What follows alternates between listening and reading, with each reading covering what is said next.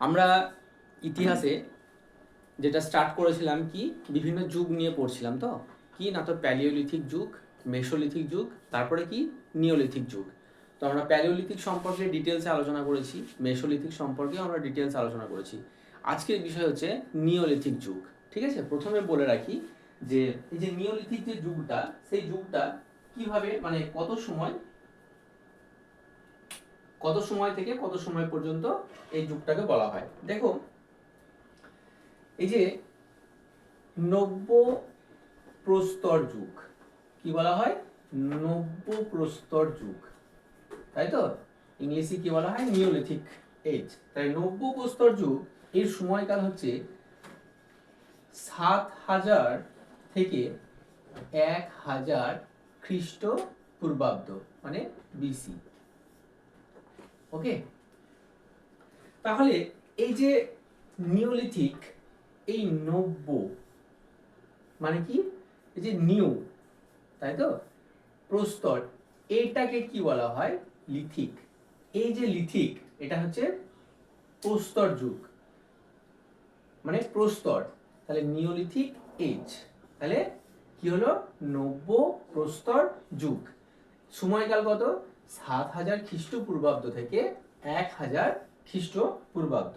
বেশ, এখানে নিওলিথিক যে ভারতের নব্য প্রস্তর যুগের যে প্রত্নতাত্ত্বিক নিদর্শন, নব্য প্রস্তর যুগের প্রথম যে বিষয়টা, সেটা হচ্ছে প্রত্নতাত্ত্বিক নিদর্শন।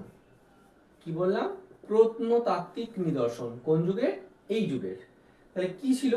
প্রথমে দেখো, ডক্টর প্রাইম রোজকে, doctor DR Prime Rose, doctor Prime রোজকে এই যে এই যুগের আবিষ্কারক হিসাবে কৃতিত্ব দেওয়া হয়। ওকে, কত সালে? দেখো, 1842 সালে। কোথায়? কর্ণাটকের লিঙ্গাসুর থেকে নব্য প্রস্তর যুগের মসৃণ পাথরে 1842 সালে ইনি কি কি পেয়েছিলেন? কর্ণাটকে কিছু মসৃণ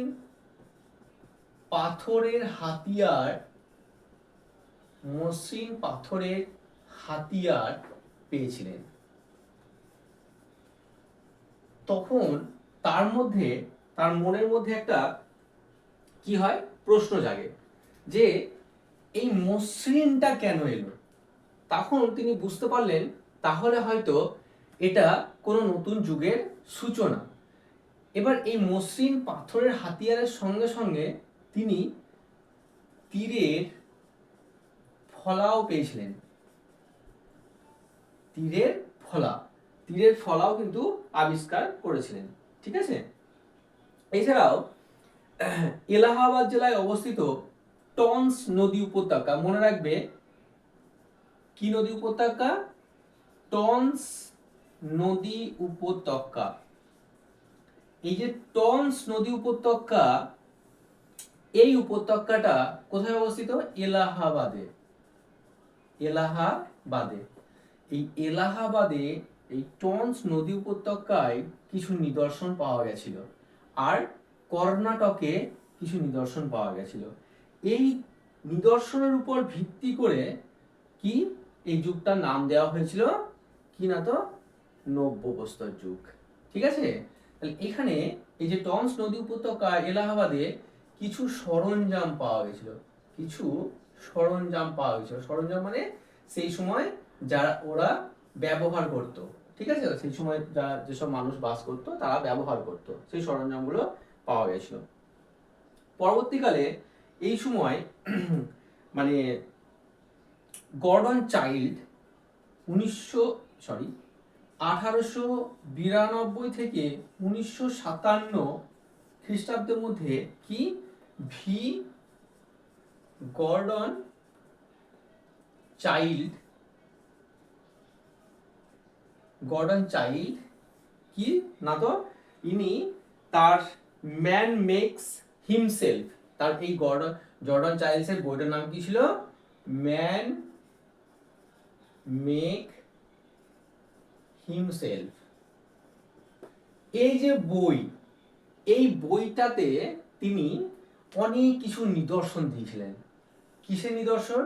না তো সেই সময়কার মানুষের জীবনযাপন কেমন ছিল, তাদের বাসস্থান কেমন ছিল, তারা কোন ধরনের জিনিস ব্যবহার করত, এই সব বিষয়ের উপর ভিত্তি করে তিনি তখন এইটাকে নাম দিয়েছিলেন নব্যপ্রস্তর যুগ। ঠিক আছে, বোঝা গেল? বেশ, তাহলে জিনিসটা আরেকবার দেখে নাও। নব্যপ্রস্তর যুগের সূচনা 7000 থেকে 1000 বিসি। এই যে নব্য কি, নিউ, প্রস্তর মানে লিথিক যুগ, এজ। তো এই যে প্রত্নতাত্ত্বিক মানে এই নব্যপ্রস্তর যুগটা বলা হয়েছিল কেন, কি কারণে বলা হয়েছিল? না তো ডক্টর প্রাইম রোজকে সেই সময় নব্যপ্রস্তর যুগের যে সূচনা বা সূচনা কারক বলা হতো। কেন বলা হতো? কারণ তিনি ওই কর্ণাটকের কিছু এলাকাতে তিনি মসৃণ পাথর পেয়েছিলেন। তাহলে এই যে মসৃণ পাথরটা পেয়েছিলেন, তখন তার মনে একটা ধারণা এসেছিল যে কেন এই মসৃণ, আগে তো মসৃণ ছিল না, এবড়ো খেবড়ো পাথর দিয়ে তারা শিকার করতো, তাই এই মসৃণ পাথরটা পাওয়ার কারণে কিন্তু তিনি এটাকে একটা নতুন যুগের সূচনা বলে ভেবে নিয়েছিলেন। এছাড়াও কিছু তীরের ফলাও পাওয়া গেছিল। কত সাল বলেছিলাম? দেখো 1842 সালে। এছাড়া ওই এলাহাবাদের টন্স নদী উপত্যকা, সেই উপত্যকাতে কি কিছু তাদের ব্যবহার্য কিছু সরঞ্জাম পাওয়া গেছিল, সেই কারণে তিনি এই নামটা দিয়েছিলেন। পরবর্তীকালে এই যে 1892 থেকে 1957 সাল, কি না তো ভি জর্ডন চাইল্ড তার ম্যান মেক হিমসেলফ যে বইটা, সেই বইয়ে এই নব্যপ্রস্তর যে যুগ, এই যুগটা সম্পর্কে তিনি অনেক কিছু বলে গেছিলেন। ঠিক আছে, তো তিনি নামটা কেন দিয়েছিলেন নব্যপ্রস্তর যুগ? কারণ সেখানকার মানে সেই সময় মানুষের জীবন ধারণ, বাসস্থান, তাদের ব্যবহারের যে জিনিসপত্র, এইগুলোর উপর নির্ভর করেও কিন্তু তাদের যুগের কথা বলেছিলেন।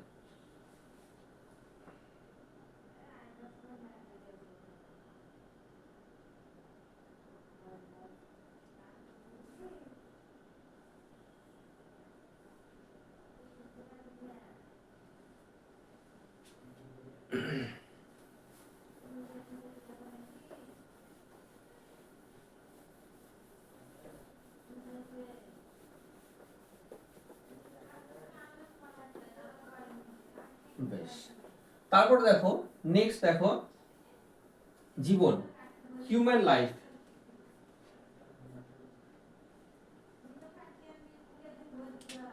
কেমন ছিল, হিউম্যান লাইফ কেমন ছিল, হিউম্যান লাইফ কেমন ছিল? বেশ, দেখো এই যে নব্যপ্রস্তর যুগে মানুষের জীবনে প্রধান 3টে বৈশিষ্ট্য ছিল। কি? 1 কৃষি, 2 পশুপালন, 3 বাসস্থান। বেশ, মানে বাসস্থান মানে উন্নত বাড়িঘর, তাহলে দেখো এই যে কৃষি আর পশুপালন আর বাসস্থান, এই 3টের উপর বেস করে সেখানকার মানুষের কি হয়েছিল, হিউম্যান লাইফটা উন্নত হয়েছিল। আবার এই বাসস্থান কিন্তু যাযাবর নয়, স্থায়ী বাসস্থান, এটা মনে রাখবে, সে সময় কিন্তু স্থায়ী বাসস্থান। এবার কৃষি, এই কৃষি বলতে এখানে কি বলা হয়েছে, যে তারা কোন ধরনের ফসল চাষ করত। অ্যাকচুয়ালি সেই সময় যেসব ফসলগুলো চাষ করত সেগুলো হচ্ছে গম, যব, ধান,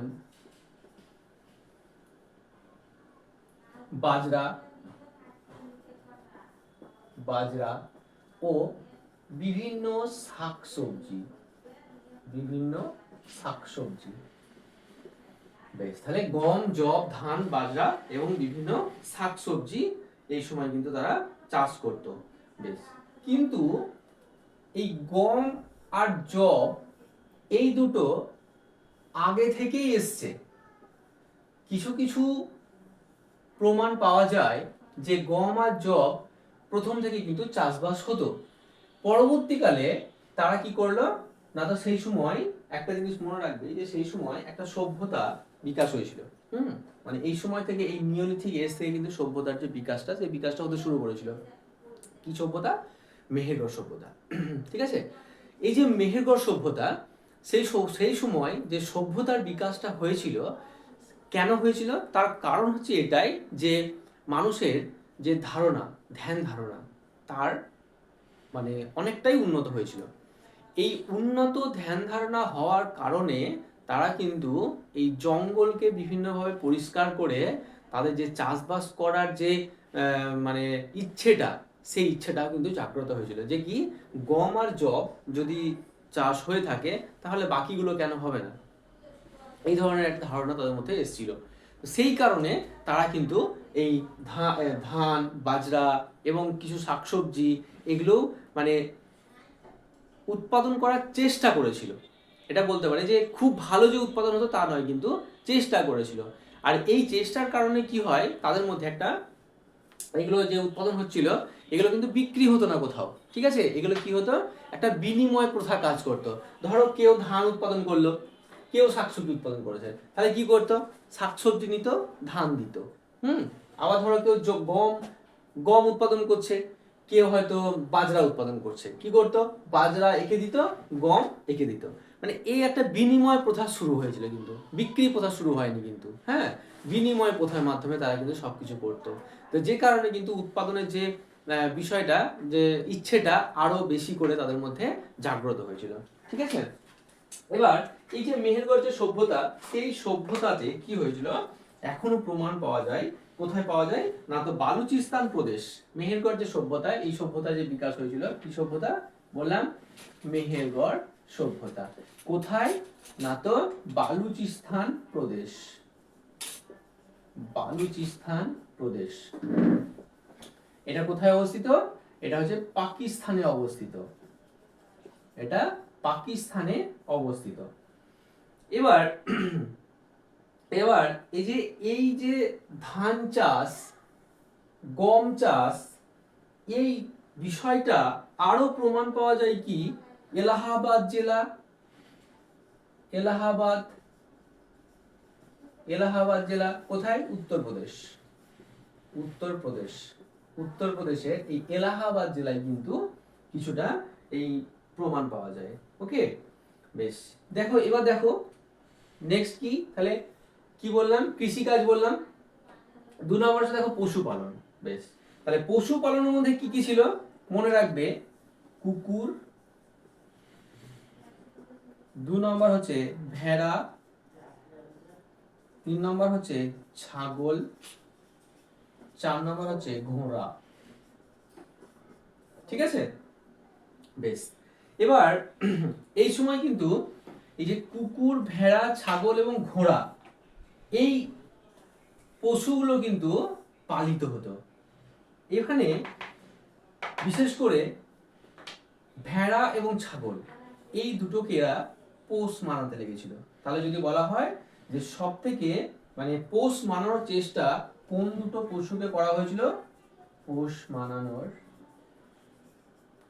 চেষ্টা কোন পশু কে করা হয়েছিল, মনে রাখবে এই ভেড়া আর এই ছাগল, ভেড়া আর ছাগলকে কিন্তু সেই সময় কিন্তু পোষ মানানোর চেষ্টা করা হয়েছিল। ঠিক আছে, এবার এছাড়াও এরা মাছ ধরতে পারতো, মাছ ধরতে পারতো। মনে রাখবে কিন্তু মাছ ধরতে পারতো। ঠিক আছে, বেশ, এরপর দেখো তাদের যে জামা কাপড় মানে পোশাক, তারা কোন ধরনের পোশাক পরতো, সেই সময় একটা জিনিস মনে রাখবে, সেই সময় কিন্তু তুলোর চাষ শুরু হয়েছিল, তুলো। তো তুলোর পোশাক কিন্তু তারা ব্যবহার করতো, মানে তুলো দিয়ে তারা জিনিস তৈরি করতো। তো তুলোর পোশাক তারা পরিধান করত। বেশ, তাহলে তুলোর পোশাকও তারা পরিধান করত। বেশ, এবার এই যে তুলোর পোশাক ছাড়াও সোন, এটাকেও তারা কিন্তু কি ইউজ করতে শিখেছিল, মানে পাট, এটাকে কিন্তু তারা ইউজ করতে শিখেছিল। এবার এই যে পোশাক, এই যে পাট উৎপাদন এবং তুলো উৎপাদন, এই বিষয় সম্পর্কে যে প্রমাণ, সেই প্রমাণটা আছে কোথায়? সেম পাকিস্তানেরই বোলান। মনে রাখবে কোথায়? বোলান। তাহলে চাষবাসটা কোথায়? বালুচিস্তান। চাষবাসটা কোথায়? বালুচিস্তান প্রদেশ, কোথায়? না তো পাকিস্তানে। আর পোশাকের যে প্রমাণটা সেটা হচ্ছে কিন্তু বোলান, মানে বোলান জেলা, এটাও কিন্তু পাকিস্তানে। ঠিক আছে, বোঝা গেল বিষয়টা? তাহলে তাদের প্রথম কৃষি গম, যব, ধান, বাজরা, শাকসবজি, কোনো বিক্রি বিষয় ছিল না। কি ছিল না? তো বিনিময় প্রথা সেই সময় ছিল। বিনিময় প্রথা মানে কেউ, বললাম আমি আগে যে গম উৎপাদন করলে কেউ একজন শাকসবজি উৎপাদন করতো, তো কি হতো, একে শাকসবজি দিত, একে গম দিত। হ্যাঁ, বেশ। এবার দেখো পশুপালন। পশুপালনের ক্ষেত্রে কিন্তু মনে রাখবে কুকুর, ভেড়া, ছাগল, ঠিক আছে, এবং ঘোড়া, সেই সময় কিন্তু তারা পশুপালন করত। কিন্তু ভেড়া এবং ছাগল এই দুটোকে কিন্তু তারা বাড়িতে পোষ মানাতো, বাড়িতে কিন্তু পোষ মানানোর চেষ্টা করেছিল। ঠিক আছে, এবং তাদেরকে কি হতো, এই ভেড়া এবং ছাগল এই দুটোকে প্রধান হিসেবে তারা দেখেছিল। এছাড়াও তারা কিন্তু সেই সময় মাছ ধরতে পারতো। এই যে মাছ ধরতে পারতো, হ্যাঁ, এই তাহলে কি দিয়ে মাছ ধরতো? অ্যাকচুয়ালি তারা মাছ ধরতো ওই তীরের ফলা, সূক্ষ্ম তীরের ফলা দিয়েও কিন্তু তারা মাছ ধরতো, এবং ওই যে কোচ টাইপের আর কি, সেই সূক্ষ্ম সূক্ষ্ম যেগুলো হয় ছোট, সেগুলো দিয়েও কিন্তু তারা মাছ ধরতো। ওইগুলো দেখেই কিন্তু এই নিওলিথিক যে এজটা, সেই এজটার কিন্তু মানে ভালো রকম ভাবে বিকাশ হয়েছিল। ঠিক আছে, বেশ। নেক্সট দেখো কি না তো ঘর বাড়ি। তাহলে ঘর বাড়ি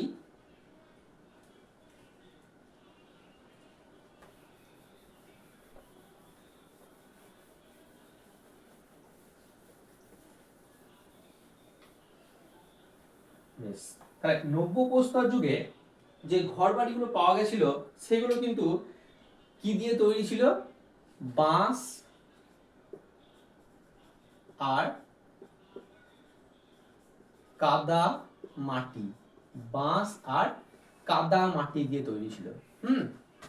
মূলত কুঁড়ে ঘর ছিল, মূলত কুঁড়ে ঘর টাইপের ছিল। একমাত্র একমাত্র ব্যতিক্রম হচ্ছে কাশ্মীর, কাশ্মীর উপত্যকা ও পাঞ্জাব। একমাত্র ব্যতিক্রম হচ্ছে কাশ্মীর উপত্যকা, কাশ্মীর উপত্যকা ও পাঞ্জাব। এই জায়গাগুলোতে এই যে কুঁড়ে ঘরটা ব্যবহার হতো না, এখানে কিছু পাথর পাওয়া যেত, এই পাথর দিয়ে তারা কি করতো? ঘর বানাতো। ঠিক আছে, তো সেই জন্য ব্যতিক্রম বলা হয়েছে এটাকে, এই কাশ্মীর উপত্যকা আর পাঞ্জাব, এটাকে ব্যতিক্রম বলা হয়েছে, ব্যতিক্রম। বেশ, এরপর এছাড়াও এই যুগের মানুষরা গর্তে বাস করত, গর্তে বসবাস করত। এই যুগের মানুষরা কিন্তু গর্তেও বসবাস করত। ঠিক আছে, এবার আর একটা বিষয় বলি, যে এই যে কুঁড়ে ঘর যে তৈরি করত, এগুলোর আকৃতি কেমন ছিল? এই কুঁড়ে ঘরগুলোর আকৃতি কেমন ছিল? মনে রাখবে ডিম্বাকার, ডিম্বাকার ও গোলাকার, ডিম্বাকার ও গোলাকার আকৃতির ছিল। ঠিক আছে, তাছাড়া কি এরা এই যে গর্তে যে বসবাস করত, যেমন কি হয় ওই যে কুয়োতে, ধরো একটা কুয়ো, তো এই কুয়োর মতন ওদের এখানে সিঁড়ি থাকতো, এই সিঁড়ি দিয়ে নেমে নেমে এরা কিন্তু এইভাবে একটা সুড়ঙ্গের মতন ছিল, তো এইখানে কিন্তু বসবাস করতো। তো এই প্রথমে কিন্তু ডাইরেক্ট যেরকম হয় না, যেরকম একটা পাথরের পাহাড় আছে, তো এইখানে একটা গর্ত করে দিল, এখানে একটা ঘর মানে রাস্তা করে দিল, এইদিকে ঢুকতো, ঢুকে এখানে বসবাস করতো, কিন্তু এরকম ছিল না ওদের। ঠিক আছে, এরকম কুয়ো টাইপের ছিল। তো এখানটা এরকম সিঁড়ি বানানো ছিল। তো এই সিঁড়ি দিয়ে কি হতো, ওরা নেমে আসতো, দিয়ে এইখানে ওরা ঢুকতো, দিয়ে বসবাস করতো। এই ধরনের কিছু গর্ততেও ওরা কিন্তু বসবাস করেছে। ঠিক আছে, এই যে এইগুলোকে বলা হতো কি কি বলা হতো, কুলুঙ্গি। এইগুলোকে বলা হতো কুলুঙ্গি।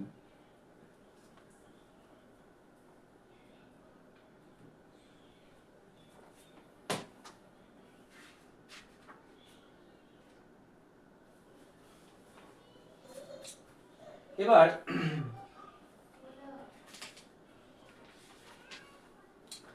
এই ধরনের গর্ত কেন বেশিরভাগ ব্যবহার করতো, তার কারণ হচ্ছে বিশেষ করে ওই ঝড়, ঝড়, বজ্রপাত সহ ঝড়টাকে মানে বজ্রপাত সহ বৃষ্টি ও ঝড়, এই দুটো থেকে বাঁচার জন্যই কিন্তু ওরা এই ধরনের ব্যবহার করত। বেশ,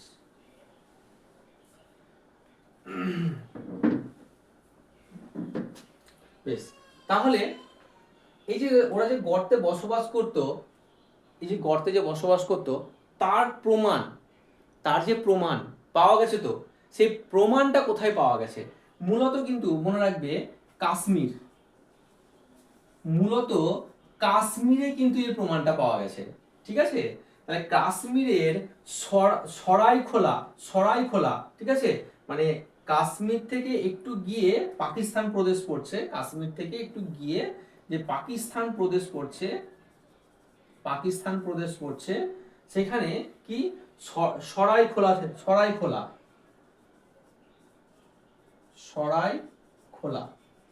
এই যে জায়গাটা, এই জায়গাতে কিন্তু এই গর্তের অনেক সন্ধান পাওয়া গেছে।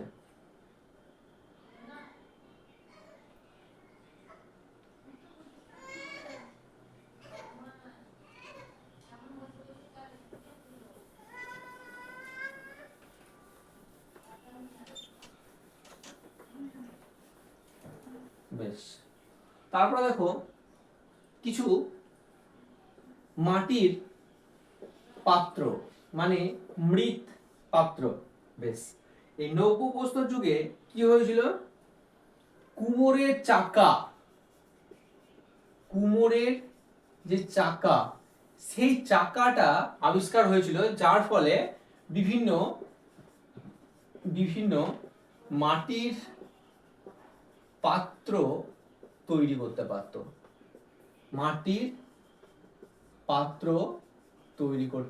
পারত, বেশ, সেই সময় কিন্তু এই মাটির পাত্রটা খুব জনপ্রিয় হয়েছিল।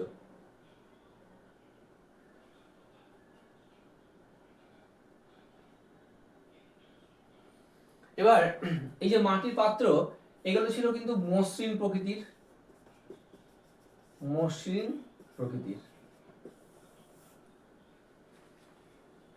বেশ,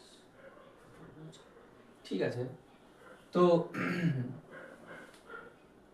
এই হচ্ছে আমাদের নিওলিথিক এজ, এর বাইরে আর কিছু নেই, মোটামুটি এইগুলোই মোটামুটি আছে। এখান থেকে মোটামুটি তোমরা আমাদের আপার প্রাইমারি ক্লাস একদম পুরো দমে চলছে। ঠিক আছে, তো যারা অবশ্যই সামনে তো পরীক্ষা আসছে, তো এখন থেকে কিন্তু প্রিপারেশনটা নেবার চেষ্টা করবে সবাই ভালোভাবে। আর আমাদের ব্যাচে মানে যে ক্লাসটা চলছে, সেখানে যে ভর্তির যে অ্যামাউন্টটা, সেটা 99 রুপিস করা হয়েছে। ঠিক আছে, খুব অল্প অ্যামাউন্টের মধ্যে আমরা ক্লাস করাচ্ছি, যাতে তোমাদের উপকার হয়। আমরা কিন্তু এখানে বেশি করতে পারতাম, কিন্তু এটা করে আমাদের যে ইচ্ছেটা, সেই ইচ্ছেটা পূরণ হবে না। আমাদের ইচ্ছে হচ্ছে তোমরা পাস করো এবং কিছু জানো। আমরা তোমাদেরকে কিছু দিতে এসেছি। তো সেই জন্য দেখবে যে ক্লাস আমরা ঠিক মতোভাবেই করাচ্ছি কিনা বলবে আমাদেরকে অবশ্যই, ঠিক আছে। আর খুব অল্প অ্যামাউন্টে আমরা অ্যাডমিশন করাচ্ছি, একদম 99 রুপিস 5 মাসের কোর্স, ঠিক আছে। আর সাবজেক্ট তো তোমরা জানোই যে আমরা বলেছি যে সমস্ত সাবজেক্ট আমরা হিস্ট্রি, জিওগ্রাফি, সাইকোলজি, বাংলা, ইংরেজি এবং কনস্টিটিউশন, ঠিক আছে, সবগুলোই আমরা কভার করছি। একদম মানে এরকম নয় যে আমাদের সঙ্গে যোগ হলে পরে আমরা এক দুটো পড়ে ছেড়ে দেবো, ঠিক আছে। আমরা কিন্তু সবগুলোকেই করাচ্ছি, মানে আপার প্রাইমারিতে যা যা সাবজেক্ট আছে সবগুলোই ডিটেলসে ভালোভাবে আমরা ক্লাসগুলো করাচ্ছি।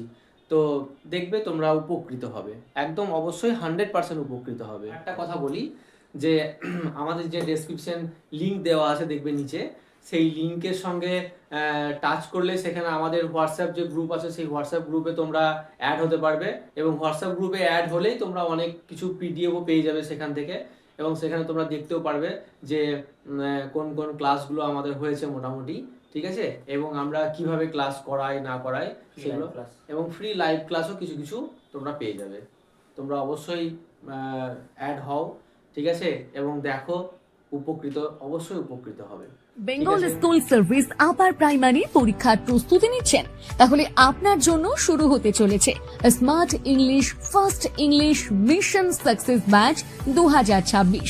এই ব্যাচে শুধু ইংলিশ নয়, পাশাপাশি ইংলিশ গ্রামার, বাংলা ব্যাকরণ এবং চাইল্ড সাইকোলজি প্রতিটি টপিক থিওরির মাধ্যমে বুঝিয়ে দেওয়া হবে, এবং তার সঙ্গে নিয়মিত কোশ্চেন অ্যান্সার প্র্যাকটিস করানো হবে, যাতে আপনার প্রস্তুতি আরো মজবুত হয়। সপ্তাহে 5 দিন নিয়মিত ক্লাস হবে এবং কোর্স ফি মাত্র 99 টাকা। ক্লাস খুব শীঘ্রই শুরু হতে চলেছে, তাই দেরি না করে এখনই যোগাযোগ করুন 8597354342 নম্বরে।